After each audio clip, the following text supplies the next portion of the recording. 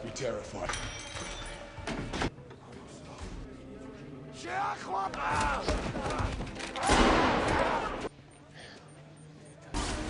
Go, go, go, go!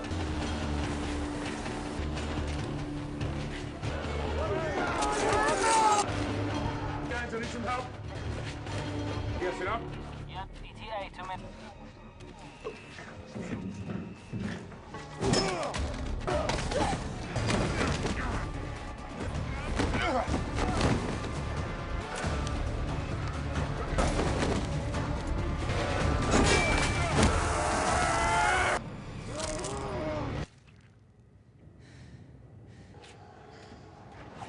We've got to go now. Where's my phone? Now, now!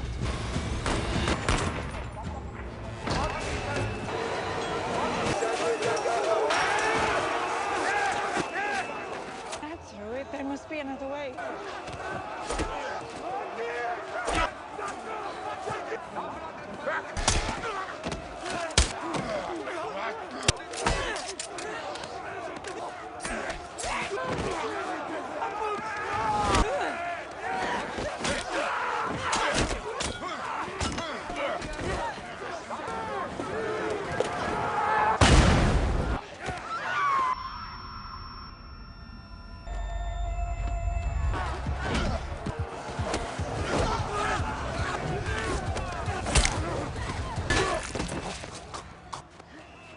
Right, we're at Charlie. I got 2 radio calls. They're coming in. Where are the kids? In the car. Right, everyone okay? Kids? Right. Already on it. The last 2, they're down. Drive, drive. You're right. Shit, we got more. Soldiers, these men are We're hit! Keep going forward. They must know about David. Yeah?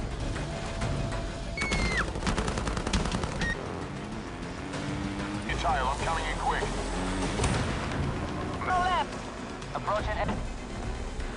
Bravo team, with 2 mics out, get ready. Girls hurt, we gotta move!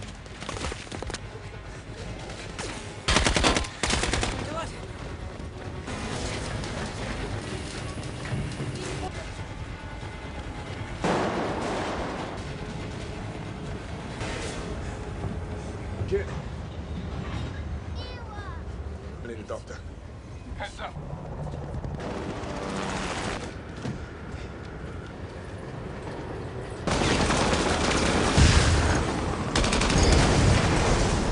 Copy.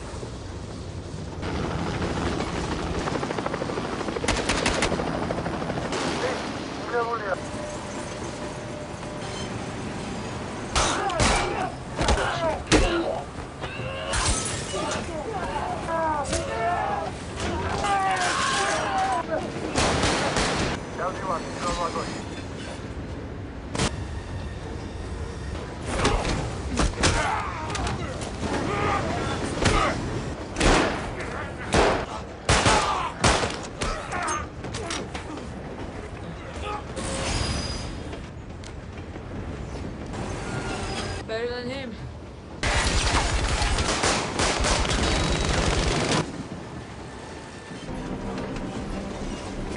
Brakes are out. No brakes.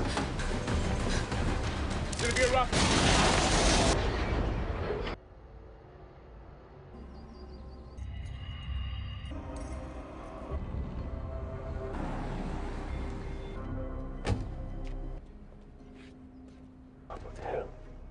ოთხი ხუთი კაცი თუ ვიცი ვისაც შეაგებინოს. ბავშვო.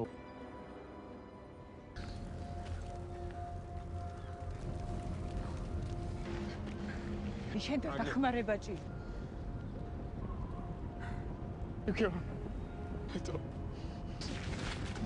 It was him or her. That's true.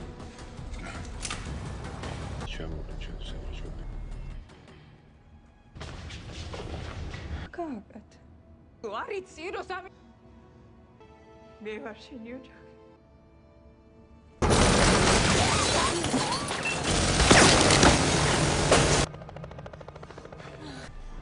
Let's go, come on.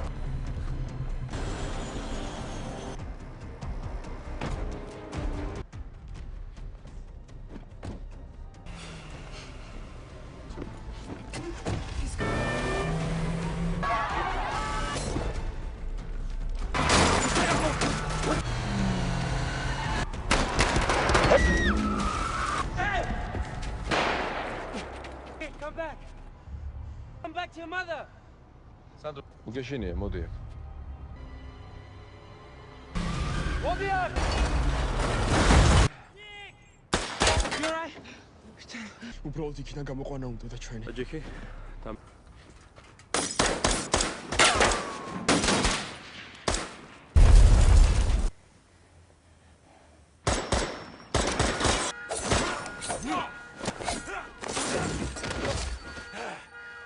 You alright? 아파. 이제 있어 შენობაში უნდა დააბრუნო.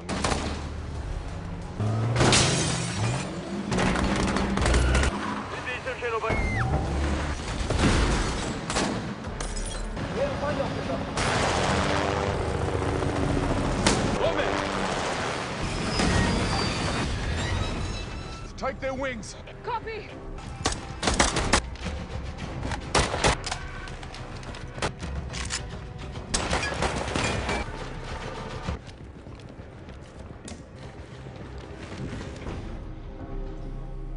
Head to the roof. It's time. Not a jet. 또 კონსტანტინე აქ დარჩით და Gotta get going. What about you? Getting you out. Relax. That's it.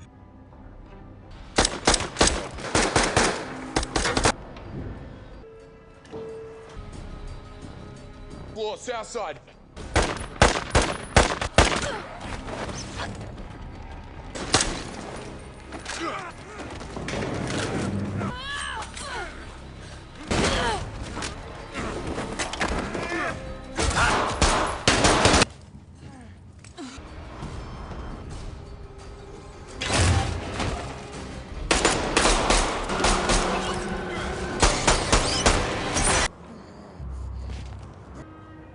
I'm going to enjoy killing you. You love.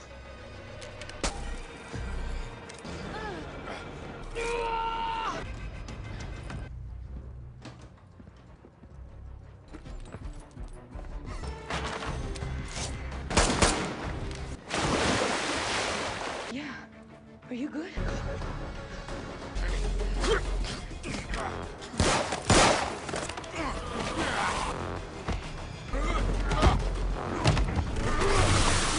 Heading up. Yes!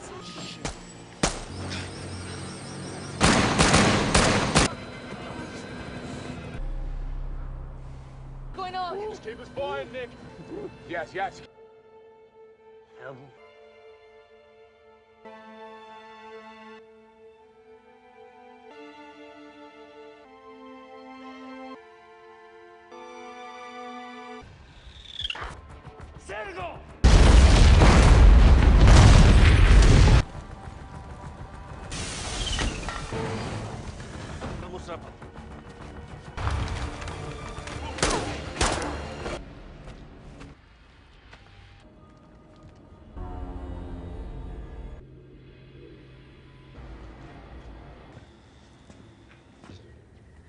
This is between.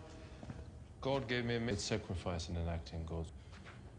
It's just. Assume yourself in a lively draining from your body.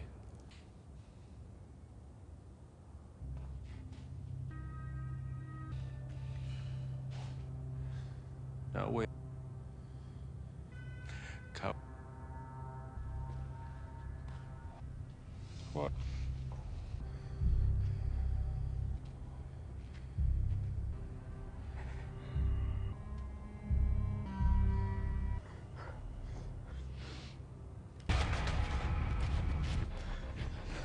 Life right now. Suppose it. Good. Fuck you.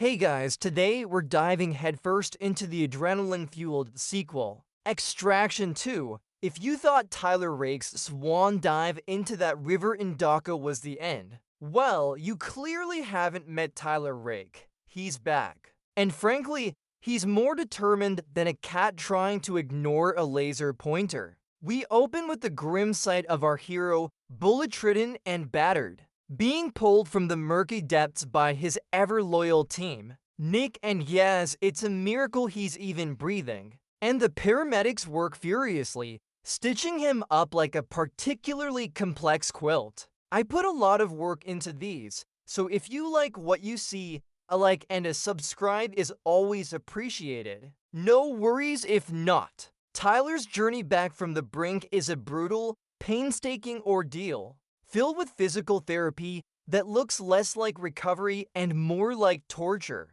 punctuated by the ghost of his past, specifically his son, after a grueling 9-month recovery, where he basically cheated death like it was a casual Tuesday. Tyler retreats to a serene, snow-covered cabin in Austria. He's trying to live the quiet life, which, let's be honest, is about as natural for him as a shark trying to ride a bicycle. He spends his days chopping wood, meditating, and generally looking broodingly intense against a picturesque backdrop. It's his attempt at healing, which for a guy like Tyler Rake, mostly involves staring pensively at fireplaces and lifting ridiculously heavy things. His loyal handler, Alcott, pays him a visit, subtly checking if Tyler has managed to replace his usual daily dose of bullets and explosions with, say, artisanal bread baking. Spoiler, he hasn't. Alcott, ever the harbinger of trouble and high-stakes assignments, offers Tyler a mission that's less a request and more a moral imperative. The target, Ketivan Radiani, the sister of Dima, a notorious Georgian gangster, who also happens to be Tyler's ex-wife's sister. Oh, and she's locked away in a high-security prison in Georgia with her two kids. Apparently, her husband, David Radiani, also a gangster, got himself arrested and dragged his entire family into the abyss with him. So this isn't just another extraction. It's a family affair, which in Tyler's world usually means it's about to get intensely messy. Tyler, still emotionally scarred and supposedly retired, initially resists. But the mention of family, specifically his ex-wife Mia, clearly hits a nerve, pulling him back into the fray with the gravitational force of a black hole. With the mission accepted, Tyler dusts off his metaphorical war boots and calls in his team, the ever-resourceful Nick Khan and her sharpshooting brother. Yes, they arrive at his secluded cabin, ready to swap peaceful alpine views for the gritty realities of a Georgian prison. Their reunion is less warm hugs and more let's get straight to business, which is peak mercenary professionalism. They brief on the target, Ketivan and her kids, caught in the crossfire of gangland politics, locked up in a maximum security facility. The plan, as always, is audacious and probably involves a significant amount of property damage. They dive into the meticulous planning, mapping out prison layouts and potential escape routes. The air is thick with anticipation, the quiet calm of the cabin now just a brief pause before the storm of bullets and mayhem that is surely coming. Tyler, with that familiar glint in his eye, is back where he belongs, orchestrating chaos. The team launches their assault on the Georgian prison, a fortress designed to keep things in, not let them out, especially when those things are the family of a powerful gangster. Tyler, disguised as a guard, moves through the grim, sprawling facility. The tension is palpable. Every corridor, every cell block feels like a ticking time bomb. This isn't your average prison break movie. It's a prison break-in and then breakout movie, which, let's be honest, is infinitely more complicated. Nick and Yaz are providing intel and support from the outside, the unseen hand guiding Tyler through the labyrinthine concrete jungle. The sounds of heavy boots on concrete, the clanging of cell doors, the distant shouts of guards. It all paints a picture of controlled chaos that's about to go very, very uncontrolled. Tyler's objective: locate Kevin and her children without raising the alarm. A task about as easy as teaching a cat to play the piano. Tyler finally reaches Kevin's cell block. The air thick with the smell of stale fear and desperation. He finds her, frail but defiant, along with her two kids, Sandro and Nina. But there's a problem. A very large, very inconvenient problem. Her husband, David, the reason they're all here, is also in the cell. David, not exactly thrilled about being rescued by a mercenary his brother-in-law hired, throws a wrench into the finely tuned plan. A brief, heated exchange ensues, fueled by David's arrogance and misplaced pride. Tyler, ever the pragmatist, knows time is running out. He's not here for a family reunion chat. He's here to extract. The metallic click of his weapon being readied is the only answer David needs to understand the gravity of the situation. This whole thing is already going sideways, and we're barely past the appetizers. Just as Tyler is trying to wrangle David, Kevin, and the kids out of the cell, a guard spots them, and the alarm screams through the prison like a banshee with a megaphone. The plan, which was already on life support, flatlines. It's go time! Tyler immediately goes into full-on Rake mode, a whirlwind of tactical brutality. Punches land with sickening thuds, bones probably creak under the strain, and the muffled cries of guards echo in the tight corridors. The cacophony of the alarm, combined with the visceral sounds of combat, the grunt of exertion, the crack of a kick connecting, creates an overwhelming sensory overload. He's a one-man wrecking crew, navigating the tight, claustrophobic hallways, shielding the terrified family, all while systematically dismantling anyone who gets in his way. This isn't just fighting. It's a violent ballet of survival.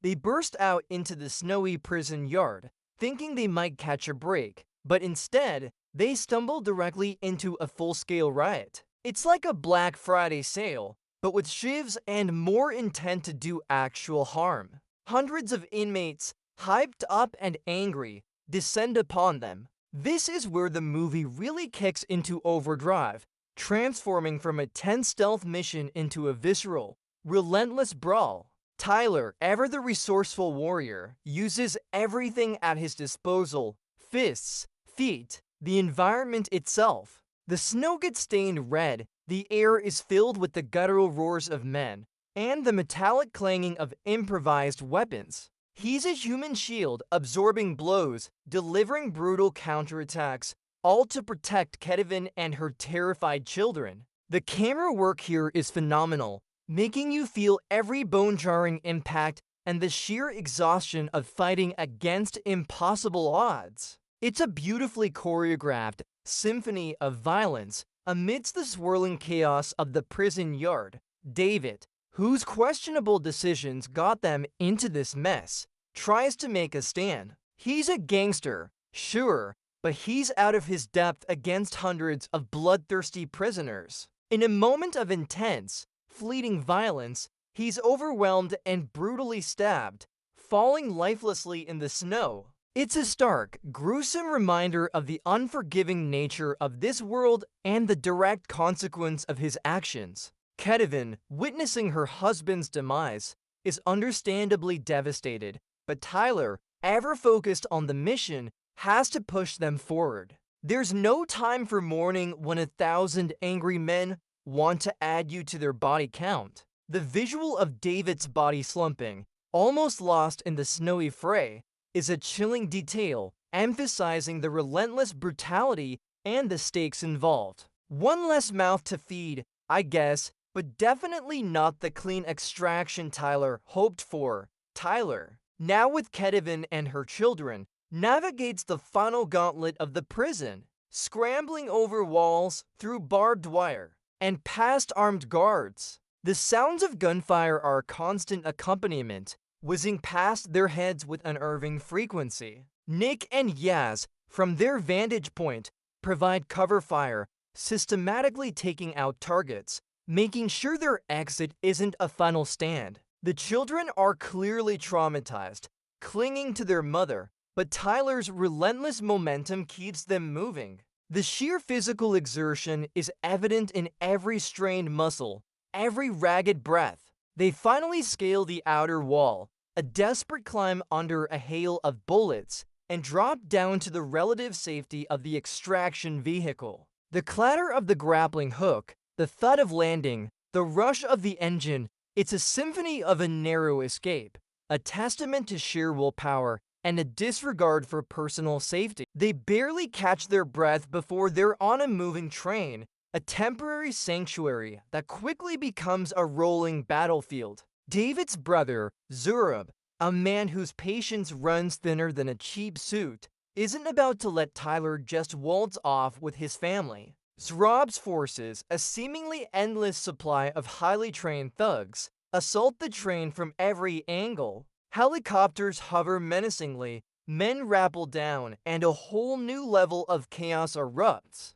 Tyler is once again plunged into a brutal, confined fight. The rhythmic clack of the train on the tracks is punctuated by the sharp crack of gunshots and the sickening crunch of close-quarters combat. He's fighting through carriages, on the roof, dodging machine gun fire from helicopters, all while trying to keep Kevin and the kids safe. The sensory overload is immense, the wind rushing past, the vibrations of the train, the screams of combat, the metallic clang of bullets hitting the carriage. It's a genuinely insane sequence that feels like a dozen action movies crammed into one. The train sequence escalates into utter madness. Tyler finds himself clinging to the side of the train, fighting off assailants not just on the ground, but from the air. A helicopter, full of Zurab's goons, swoops in and Tyler ends up in a mid-air struggle, literally hanging from the side of a chopper,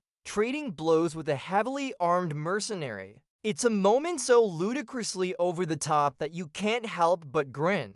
The roar of the helicopter blades, the deafening whistle of the wind, and the sheer desperation in Tyler's movements create a visceral sense of danger. He's punching, kicking, and using every ounce of his strength to prevent himself from being a very messy stain on the Georgian countryside. Nick and Yaz, meanwhile, are coordinating from within the train, doing their best to thin out the enemy numbers. But it feels like they're playing whack-a-mole with an infinite supply of moles. The relentless assault on the train takes a tragic turn. Yes, always reliable, always the protector, makes the ultimate sacrifice. As Rob's men zero in on Kevin and the children, Yes steps forward, absorbing a barrage of bullets. The sickening thud of impacts, the sudden gasp of pain, and the slow slump to the floor are agonizing to witness. Nick's heartbroken scream, a raw sound of anguish,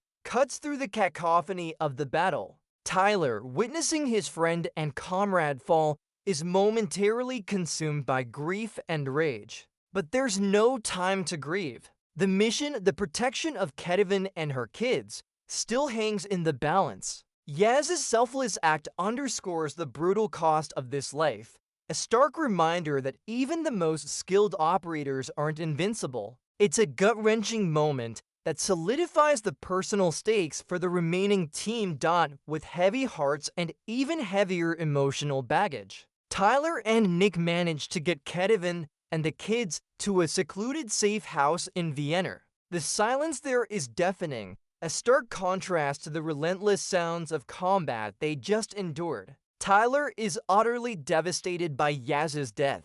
He's a man who rarely shows emotion, but the grief is etched onto his face, a raw, painful wound. Nick, too, is reeling, having lost her brother, her only remaining family. They try to regroup, to find some semblance of normalcy for the kids, but the shadow of Zura looms large. Kevin tries to understand the depth of their sacrifice, the true cost of their freedom. The safe house is supposed to be a sanctuary, a moment of respite, but it feels more like a pressure cooker, waiting for the next inevitable explosion. It's a fleeting calm before the next storm. Meanwhile, Zurab, David's brother, is a man possessed by vengeance. The death of David in his twisted mind is a direct insult, a personal slight that demands an ocean of blood. He's not just angry, he's absolutely incandescent. He mobilizes his entire criminal empire, turning every stone, twisting every arm, to find Tyler and, more importantly, Ketavan and her children. His pursuit is relentless, his methods ruthless. The global network of his crime syndicate is now singularly focused on tracking down our heroes, turning the entire world into a giant, deadly game of hide-and-seek. The quiet hum of a phone call, the low, menacing tone of Zurab's voice, these are the sounds that signal impending doom for Tyler and his charges. This guy doesn't just want them found. He wants them to suffer slowly, dramatically. Nick, despite her grief, refuses to be sidelined. She channels her anger into action, tapping into her vast network of informants and shady contacts. She's on the hunt for Zurab, for answers, for justice for Yaz. We see her in a dimly lit room, leaning over a cowering informant, her voice low and menacing, extracting every last shred of information. The rustle of paper, the quiet clicking of a keyboard, the tense whispers, these are the subtle sounds of the intelligence world. A stark contrast to the explosions and gunfire Tyler typically deals with. She learns that Zurab is not just looking for them, he's actively planning something big, something that will hit Tyler where it hurts. The intel solidifies their next move. They can't run forever. They have to confront Zurab on his own turf. It's time to take the fight to him, head on. Here's where things get really complicated. Ketavan's son, Sandro, a teenager steeped in the toxic loyalty of his gangster family, makes a terrible choice. Still reeling from his father's death and manipulated by his charismatic, albeit villainous, Uncle Zurab, he secretly contacts him. The quiet clicks of a phone, the hushed, nervous tones of a teenager betraying his rescuers, it's a gut-punch moment. He gives up their location, believing he's doing the right thing by his family, inadvertently sealing their fate. It's a classic tragic mistake, driven by misplaced loyalty and youthful naivety. This act of betrayal adds a deeply personal, emotional layer to the conflict, turning the hunted into the vulnerable prey once more. The sound of the phone ringing in Zurab's end, followed by his chilling smile, confirms the gravity of Sandro's decision. Oh, kids these days, always keeping things interesting. Thanks to Sandro's ill-advised call, Zurab's forces descend upon the Vienna safe house like a swarm of very angry, heavily armed locusts. The relative calm shatters, quite literally, as windows explode inward and bullets pepper the apartment. Tyler and Nick immediately spring into action, transforming the luxurious apartment into a war zone. This is another expertly choreographed sequence, with tight close-ups on the brutal hand-to-hand combat, the rapid-fire exchange of gunfire, and the deafening crash of furniture being destroyed. They fight with a desperate ferocity, fueled by their grief for Yaz and their determination to protect Ketavan and Nina. The children are once again thrust into unimaginable terror, the shrill cries of panic adding to the chaotic soundscape. Tyler is a force of nature, moving with brutal efficiency, a human battering ram against Zurab's seemingly endless supply of goons. Every punch, every kick, every shot fired echoes with a raw, desperate energy. This isn't just a fight. It's a desperate plea for survival.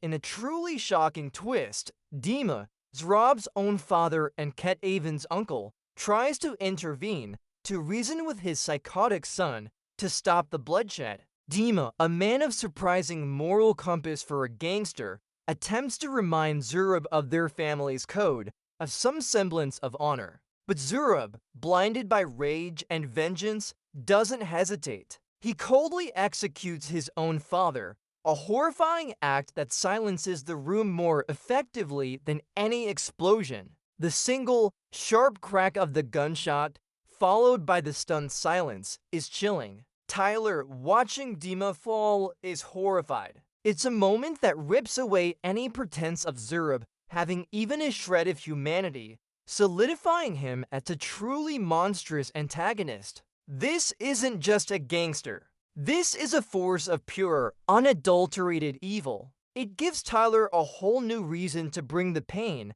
with Dima dead and Sandro finally realizing the horrific consequences of his actions. Tyler and Nick, now fueled by a potent cocktail of grief and vengeance, embark on a furious chase. They know Rob's heading for his stronghold, a high-rise tower in Vienna, a modern-day fortress. The sounds of tires screeching, engines roaring, and metal crunching fill the elegant streets of Vienna as Tyler drives with a reckless abandon that would make any sane person grip their seat. This isn't just about the mission anymore. It's deeply personal. The rhythmic thumping of their pursuit car, the distant wail of sirens, and the frantic communication between Tyler and Nick illustrate their grim determination. They're no longer just trying to extract. They're actively hunting, seeking retribution. The city itself becomes a blur of speed and danger, a fitting backdrop for their rage. Zurab's headquarters is a sleek, modern skyscraper, a gleaming monument to his criminal empire. Tyler and Nick, ever the experts in dramatic entrances, decide the front door is to pedestrian. Instead, they opt for a vertical approach, rappelling down the side of the towering building. The wind whips past them, the dizzying height making your stomach drop just watching it. The metallic rasp of the rope as it slides through their gear, the focused grunts of exertion.